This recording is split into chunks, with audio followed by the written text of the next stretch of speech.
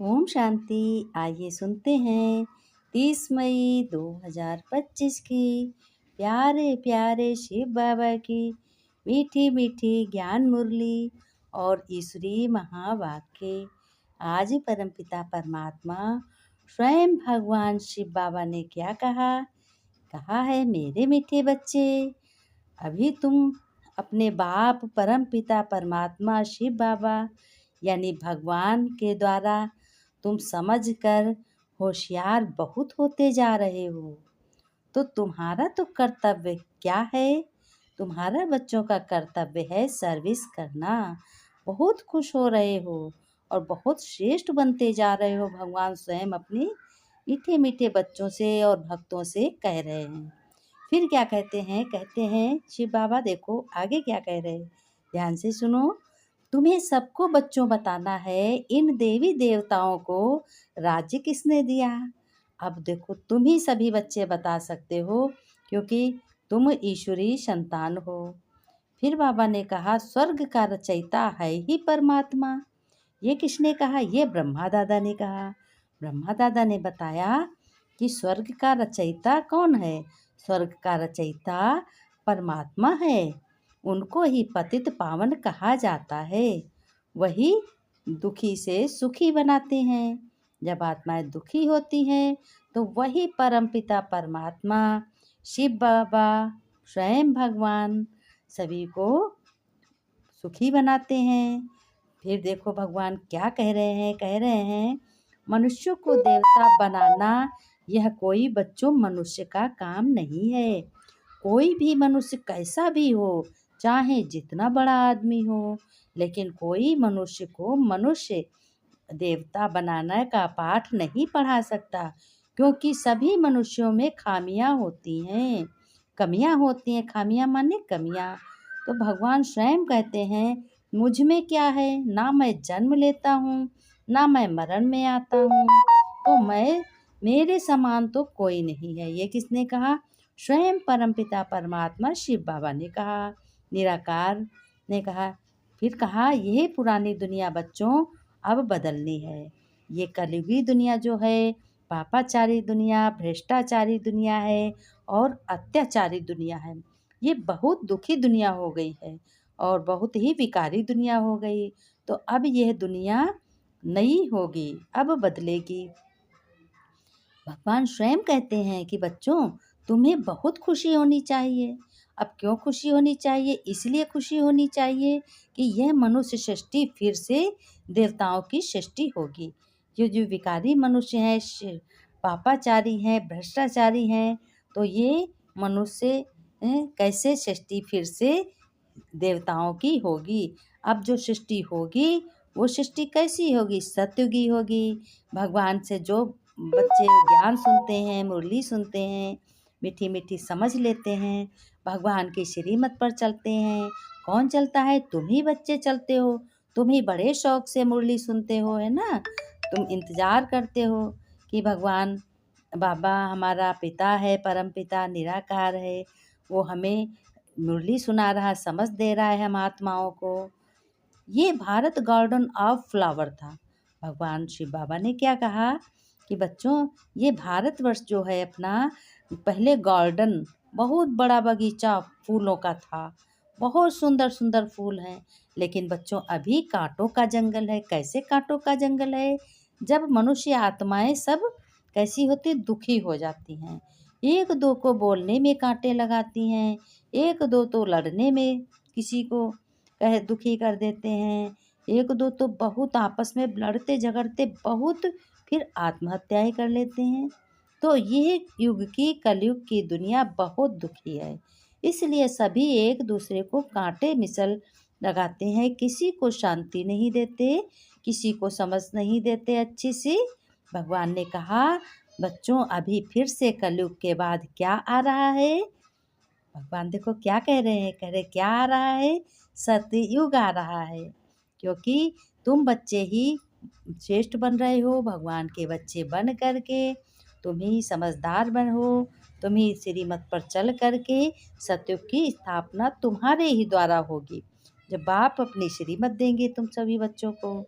भगवान स्वयं अब क्या कह रहे हैं, तुम रोज रोज बच्चों अपने बाप परम पिता द्वारा नई नई बातें तो सुनते हो। कितना तुम्हें नशा रहना चाहिए, तुम्हें बहुत नशा रहना चाहिए। तुम्हारे अंदर सभी क्या पॉइंट, ज्ञान की पॉइंट चलती रहे कि भगवान ने क्या सुनाया, क्या कहा, और अपना कर्म प्यार से करो। कर्म करने को भगवान ने कहा, मैं नहीं मना करता। कि यह बातें सिवाय तुम्हारे दुनिया में और कोई नहीं जानते। तुम ही बच्चे इन बातों को जानते हो। सृष्टि का चक्र, त्रिकालदर्शी, काल चक्र, सब कुछ भगवान ने बताया है। अब और भगवान क्या बता रहे हैं, कह रहे हैं देखो, ये विनाश की घड़ी है। इस घड़ी में जो अपना वर्तमान और भविष्य और क्या भविष्य भी जानता है, वर्तमान भी जानता है, और तभी वो क्या कहते हैं, वही मनुष्य बहुत होशियार होता है। तुम वानप्रस्थी हो, बुद्धि में रहे कि अब वापस जाना है, अब अच्छे बनना है, अब श्रेष्ठ बनना है। इस बात का हौसला तो भगवान कहते हैं तुम बहुत श्रेष्ठ बनते जा रहे हो। इसलिए बच्चों, अपने को आत्मा समझकर मामेकम याद करो, यानी अपने को आत्मा समझो और मुझे याद करो। ये कोई मनुष्य नहीं कह सकता, सिवाय भगवान निराकार के अलावा कोई नहीं कह सकता। तो तुम्हारे पाप सब बच्चों भस्म हो जाएंगे। तुम दुखी होते हो तो मुझे भी दुख होता है। ये किसने कहा, भगवान स्वयं कहते हैं। कहते हैं बच्चों, जब तुम दुखी होते हो तो मुझसे सहन नहीं होता है। बहुत ही दर्द होता है कि बच्चे श्रीमत पर ना चलकर कितना दुखी होते हैं। तो भगवान कहते हैं श्रीमत पर चलो तो दुख नहीं होगा। स्वयं परमपिता परमात्मा शिव बाबा कहते, मीठे बच्चे, तुम अभी शांति धाम, सुख धाम में जाने के लिए ईश्वरीय धाम में बैठे हो। कौन से धाम में बैठे हो? ईश्वरीय धाम में। ईश्वर से सब कुछ सुन रहे हो। ये सत्य का संग है, ये सत्य। सत्य भगवान शिव बाबा निराकार के अलावा कोई नहीं हो सकता। जहाँ तुम बच्चे पढ़ करके, ये मुरली ज्ञान सुन करके पुरुषों में उत्तम बन रहे हो। एक एक राय, एक एक कदम, एक एक कर्म भगवान की श्रीमत से द्वारा कर रहे हो। तभी तो तुम्हारा श्रेष्ठ जीवन है, तभी तुम महान हो। प्रश्न में बाबा ने कहा, तुम बच्चे बाप से भी ऊंच हो, नीच नहीं। कैसे ऊंच हो? भगवान ने कहा, तुम बच्चे हमसे भी ऊंचे हो। तुम आत्माएं जो हो श्रेष्ठ बन रही हो इस ज्ञान के द्वारा, तो मुझसे भी ऊंचे हो, नीचे नहीं हो। आज भगवान स्वयं अपने बच्चों से और भक्तों से कह रहे हैं। ये कहते हैं कि बाबा कहते, बच्चे, मैं विश्व का मालिक नहीं बनता। भगवान ने कहा, मैं कोई विश्व का मालिक थोड़ी बनता हूँ। विश्व का मालिक तुम ही बनते हो। विश्व का मालिक बच्चे ही बनते हैं, बाप की प्रॉपर्टी लेकर। तुम्हें विश्व का मालिक बनाता हूँ तो ब्रह्मांड का भी मालिक तुम्हें बनाता हूँ। तुम बच्चे ब्रह्मांड के मालिक बनते हो। फिर मैं ऊंचते ऊंच बाप तुम बच्चों को नमस्ते करता हूँ। भगवान स्वयं नमस्ते करते पहले बच्चों से। जिस तरीके से छोटे बच्चे होते हैं, माँ बाप सभी लोग समझाते सिखाते हैं, बच्चे नमस्ते करो। इसी तरीके से भगवान भी अपने बच्चों से और भक्तों से नमस्ते कर रहे हैं। तो भगवान कह रहे हैं शिव बाबा निराकार कि मैं तो तुम्हें नमस्ते पहले करता हूँ, इसलिए तुम मेरे से भी ऊंच हो।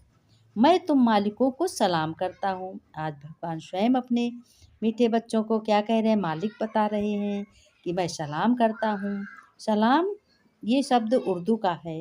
यहाँ पर उर्दू का वाक्य प्रयोग किया गया है। तुम फिर बच्चों ऐसा बनाने वाले बाप को सलाम करते हो। पहले मैं करता हूँ तुम्हें नमस्ते और सलाम करता हूँ, फिर बाद में तुम अपने परमपिता परमात्मा शिव बाबा यानी भगवान को सलाम करते हो, नमस्ते करते हो, याद करते हो, है ना। मंदिरों में जाकर के तुम देवी देवताओं के पैर छूते हो, जो तुम ही बन रहे हो देवी देवताएं। जब अपने गुण भगवान से मिलते हो तो वही बच्चे देवी देवताओं की जगह पाते हैं। बाबा ने कहा, ओम शांति। मीठे मीठे रूहानी बच्चों को नमस्ते। रिस्पांड भी नहीं करते हो। भगवान ने कहा, तुम रिस्पांड भी नहीं करते हो। बाबा नमस्ते, क्योंकि बच्चे जानते हैं बाबा हमको ब्रह्मांड का मालिक भी बनाते और विश्व का मालिक भी बनाते हैं। विश्व का मालिक तो कौन बनता है। इसी तरीके से भगवान कहते हैं तुम बच्चों को बहुत ही श्रेष्ठ और महान और खुशी होनी चाहिए। यह है पतित, इसलिए अपने को देवता कह नहीं सकते। मुसलमान होने के कारण हिंदू धर्म कह देते हैं। हिंदू धर्म कोई धर्म है? देवताएं आदि सनातन देवी देवता धर्म है। इसको तुम सब भूल गए हो। ये है पतित, इसलिए अपने को देवता कह नहीं सकते।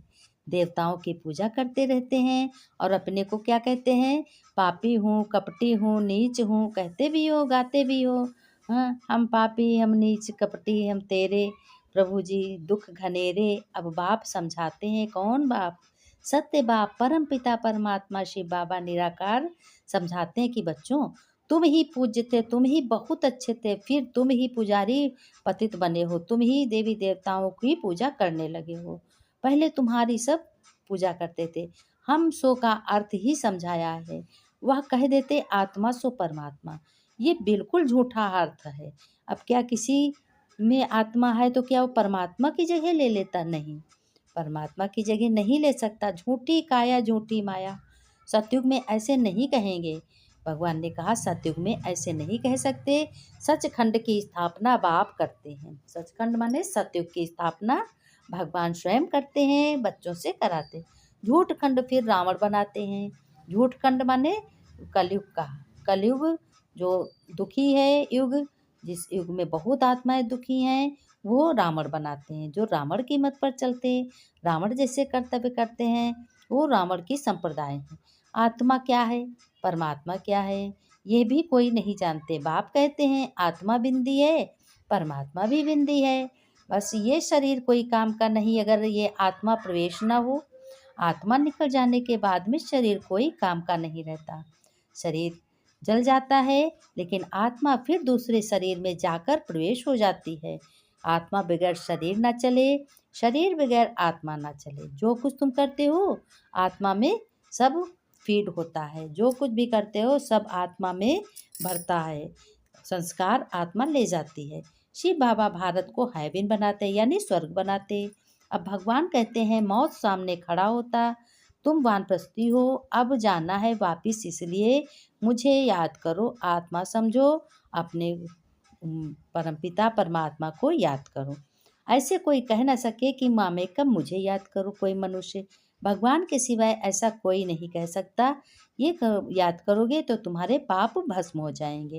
बाबा ने कहा मीठे मीठे सिक्के लदे बच्चों प्रति माता पिता बाप दादा का याद प्यार और गुड मॉर्निंग।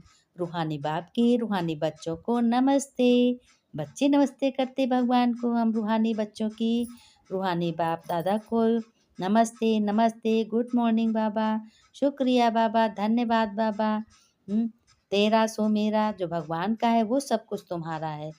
हम धारणा में कहा बाबा ने हम ब्रह्मा मुख वंशावली ब्राह्मण हैं। अपने को समझो हम ब्रह्मा मुख वंशावली मणि ब्राह्मण है। स्वयं भगवान हमें मनुष्य से देवता बनाने की पढ़ाई पढ़ा रहे हैं। इस नशे में तुम्हें रहना है और खूब खुश रहना है। पुरुषोत्तम संगम युग पर पुरुषों में उत्तम बनने का पुरुषार्थ भी करना है। अभी तुम्हारी वानप्रस्थ अवस्था है, इसलिए भगवान की याद से सब पापों को भस्म करना है। वरदान में बाबा ने कहा नॉलेज रूपी चाबी द्वारा भाग्य का अकुट खजाना प्राप्त करने वाले तुम माला माल भव, तुम माला माल हो। कहा संगम युग पर सभी बच्चों को भाग्य बनाने के लिए नॉलेज रूपी चाबी। कौन सी चाबी मिली है? नॉलेज रूपी चाबी मिली है। तो इस चाबी को, कौन सी चाबी है? नॉलेज रूपी चाबी क्या है? जितना माला माल बनते उतना खुशी स्वतः रहती है। ऐसे तुम्हें अनुभव होता जैसे खुशी का झरना अकुट अविनाशी बहता ही रहता है। वे सर्व खजानों से भरपूर माला माल दिखाई देते हैं। उनके पास किसी प्रकार की कमी नहीं रहती। बाबा ने स्लोगन में कहा अपने भगवान स्वयं परमपिता परमात्मा शिव बाबा से कनेक्शन ठीक रखो तो सर्व शक्तियों की करंट आती रहेगी, सारी शक्तियाँ भी मिलेंगी, हर कर्म में तुम्हारी सफलता भी होगी और तुम्हें शक्ति भी मिलेगी। संकल्पों की टचिंग होगी, तुम्हारे जो भी मन में संकल्प होंगे वो सारे पूरे होंगे। अव्यक्त इशारे भी कहा जितनी पवित्रता है उतनी ब्राह्मण जीवन की परसेंटली है। अगर पवित्रता कम तो तुम्हारी प्योरिटी कम हो जाएगी। ये प्योरिटी की पर्सनैलिटी सेवा में भी सहज सफलता दिलाती है। लेकिन बच्चों, यदि एक विकार भी अंश मात्र आया तो दूसरे साथी भी उसके साथ जरूर होंगे। जैसे पवित्रता का सुख शांति से गहरा संबंध है, ऐसे अपवित्रता भी 5 विकारों से गहरा संबंध है। इसलिए कोई भी विकार का अंश मात्र ना रहे, तब कहेंगे पवित्रता की पर्सनैलिटी द्वारा सेवा करने वाले। बाबा ने कहा, ओम शांति। सभी लोग घर गृहस्थ में रहते हुए इस ज्ञान का एक एक पॉइंट को धारण करना है। किसी को दुख नहीं देना है, निंदा चुगली नहीं करनी है। ओम शांति। अब फिर मिलेंगे अगले वीडियो में। खुश रहो, मुस्कुराते रहो, खजाना खुशी का लुटाते रहो। ओम शांति। धन्यवाद बाबा।